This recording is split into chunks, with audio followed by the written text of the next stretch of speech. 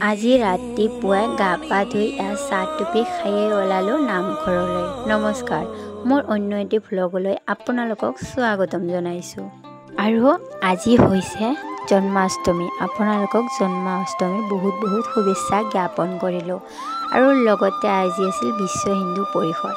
আৰু বিশ্ব হিন্দু পৰিষদৰ কাৰণে ইয়াত পতাকা উত্তোলন কৰিছিল। আৰু পতাকা উত্তোলন কৰি হৈ যোৱাৰ পিছত আমি গালোঁ নাম, লগতে তাল বজালোঁ। তাল নৃত্য কৰাৰ পিছত অকণমান জিৰণি ল'লোঁ, কাৰণ বহুত ৰ'দ আছিল। জিৰণি লৈ মেলি আমি প্ৰসাদ খালোঁ।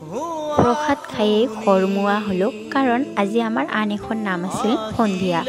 আৰু সেই নামখন আমাৰ অকণমান দূৰত আছিল, এইকাৰণে অকণমান আগতীয়াকৈ আহিলোঁ, অকণমান জিৰণি ল'ব লাগিব।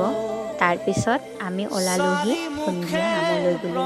আৰু আমি আহি পায়েই আমাক এটা ৰুমত জিৰণি ল'বলৈ দিলে। তাৰপিছত আমাক দিলে চাহ জলপান।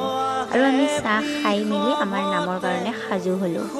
চাহ খাই মেলি আমি নাম গালোঁ, তাল বজালোঁ। তাৰপিছত ৰাতি আমাৰ প্ৰসাদ খাই ঘৰমুৱা হ'লোঁ। আৰু আমাৰ ৰাতি ঘৰত আহোঁতে 4টা বাজিছিল।